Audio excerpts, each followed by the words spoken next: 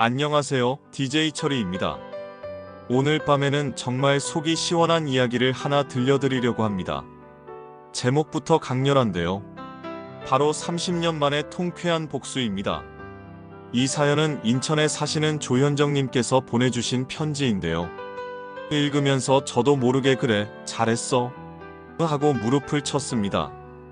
아마 여러분도 들으시면서 속이 뻥 뚫리실 거예요. 그럼 지금부터 조현정님이 직접 써서 보내주신 이야기를 읽어드리겠습니다. DJ 철이님, 안녕하세요. 저는 올해 58세가 된 조현정이라고 합니다. 제가 이 편지를 쓰는 이유는 30년 동안 저를 괴롭혔던 시누이에게 제대로 복수를 했기 때문이에요. 지금 생각해도 속이 시원합니다. 1992년 27살에 저는 남편 박민수와 결혼했어요. 남편은 사남 일녀 중 셋째였는데 문제는 시누이가 하나 있었다는 거였어요. 남편보다 2살 위인 박미경이라는 사람이었죠. 결혼식 날부터 뭔가 이상했어요. 시누이가 저를 보는 눈빛이 마치 자기 영역을 침범한 침입자를 보는 것 같았거든요. 신혼집으로 이사간 첫날 시누이가 갑자기 찾아왔어요. 그리고는 집안을 이리저리 둘러보더니 어머, 현정아. 이 소파 너무 촌스럽다. 내 동생 체면에 이런 가구로는 안 되지. 그게 시작이었어요.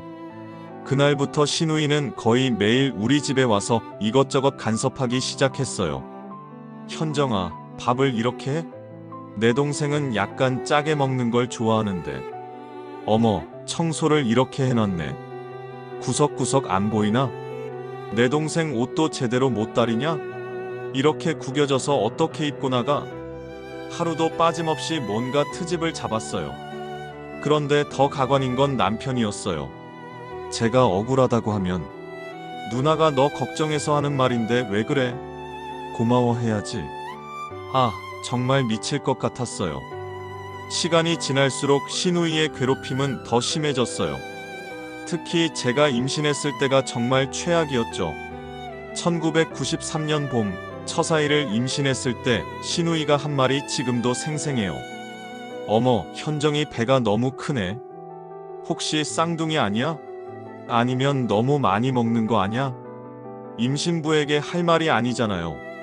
그런데 시어머니 앞에서는 또 다른 얼굴이었어요. 어머니, 현정이가 요즘 힘들어해요. 제가 자주 와서 도와줄게요. 그러고는 시어머니가 안 계실 때 저에게 현정아, 임신했다고 유세 부리지 마.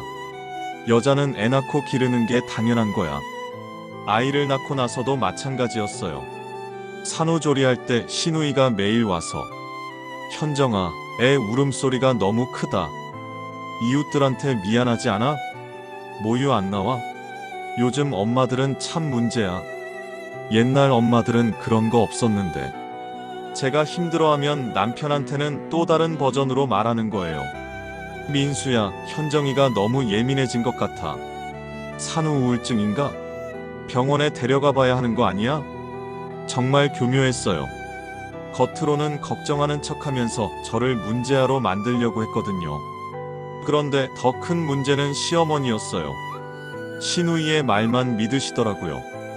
현정아, 미경이 말로는 내가 요즘 많이 힘들어한다던데.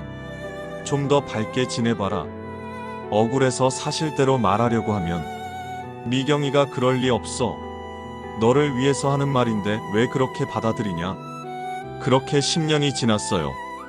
둘째까지 낳고 키우면서도 시누이의 괴롭힘은 계속됐죠. 특히 명절 때가 정말 지옥이었어요. 시누이는 손님 행세만 하고 앉아있고 저는 혼자서 음식 준비에 설거지까지 다 해야 했어요. 그러면서 시누이는 이런 말을 하는 거예요. 현정아, 고생 많다. 그런데 갈비찜이 좀 짠 것 같은데? 어머니 드시기에 너무 짜시지 않을까? 어머, 전도 좀 늘었네. 기름이 부족했나? 다음엔 더 신경 써야겠어. 음식 하나하나 다 트집을 잡는 거예요. 그러면 시어머니도 덩달아서 현정아, 좀 더 신경 써서 해라. 미경이 말이 많네. 정말 미칠 것 같았어요. 그런데 남편은 여전히 누나 편이었어요. 어느 날 저는 정말 참을 수 없어서 신우이에게 따졌어요. 언니, 제가 뭘 그렇게 잘못했나요? 왜 맨날 저만 트집 잡으세요? 그랬더니 신우이가 뭐라고 했는 줄 아세요? 어머, 현정아. 나는 너 걱정해서 하는 말인데 왜 그렇게 받아들여?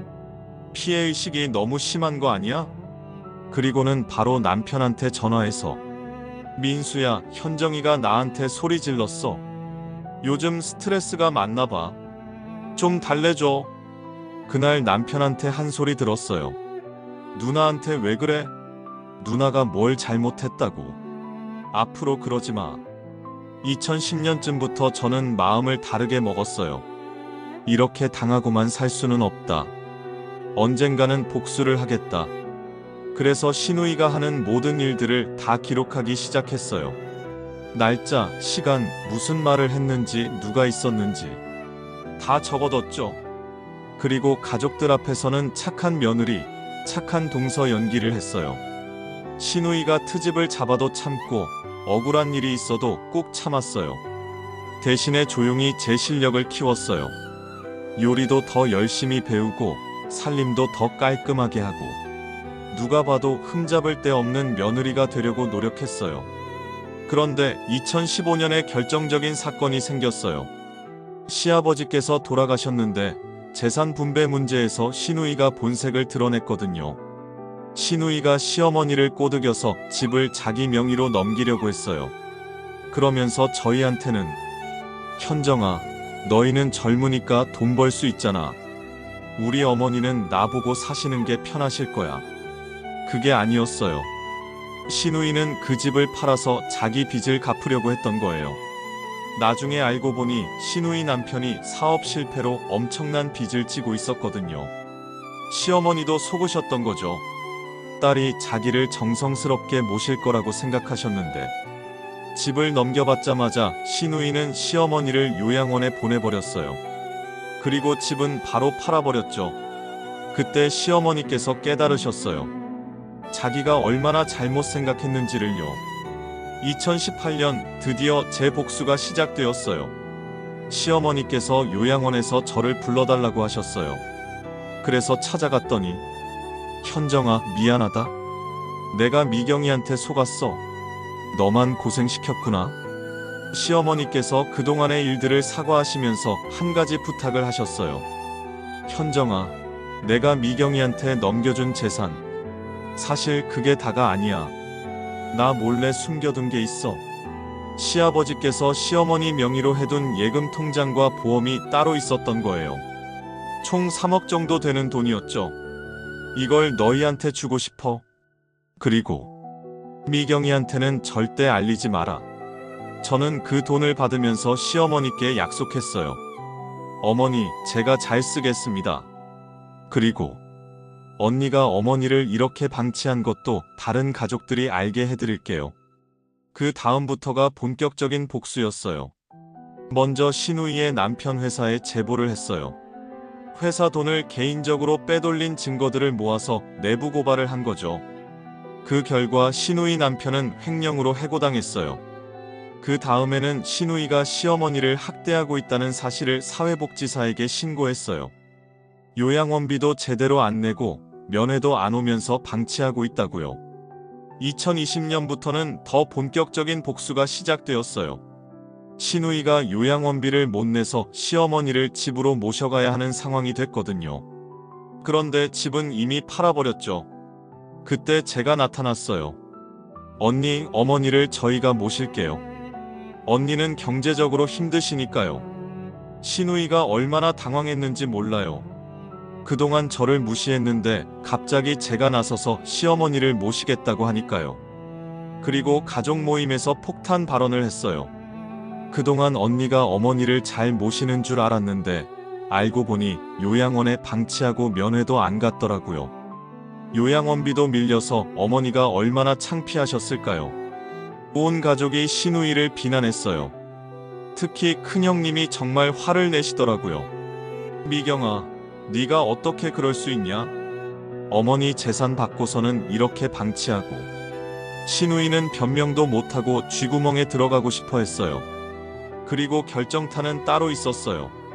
제가 시어머니를 정성스럽게 모시면서 온 가족의 인정을 받았거든요. 시어머니께서도 가족들 앞에서 이렇게 말씀하셨어요. 내가 잘못 봤다. 진짜 효부는 현정이었어. 미경이는 정말 실망스럽다. 지금 신우이는 집도 없고 가족들한테도 외면당하고 있어요. 반면에 저는 모든 가족의 사랑을 받으며 행복하게 살고 있어요. DJ 철이님, 30년 동안 참고 참았던 게 이렇게 한 번에 풀리니까 정말 속이 시원해요. 참는 것도 때로는 복수의 한 방법이라는 걸 깨달았어요. 악한 사람은 결국 자기가 한 대로 돌아온다는 말이 맞는 것 같아요. 여러분, 조현정님의 이야기 어떠셨나요? 정말 속이 시원한 복수 이야기였습니다. 30년 동안 참고 견디면서 결국 완벽한 복수를 해낸 조현정님. 박수를 보내고 싶네요. 악한 마음을 가진 사람은 결국 자기가 뿌린 대로 거두게 되는 것 같아요. 그리고 참고 견디며 선하게 사는 사람에게는 언젠가 좋은 일이 찾아오는 것 같고요. 지금 힘들고 억울한 일을 겪고 계신 분들도 포기하지 마세요. 언젠가는 진실이 밝혀지고 선한 사람이 인정받는 날이 올 거예요. 오늘 밤은 여기서 마무리하겠습니다. 내일 밤에도 여러분의 이야기와 함께 찾아뵙겠습니다. 지금까지 인생이야기 문학살롱의 DJ 철이었습니다. 모든 분들 좋은 밤 되세요.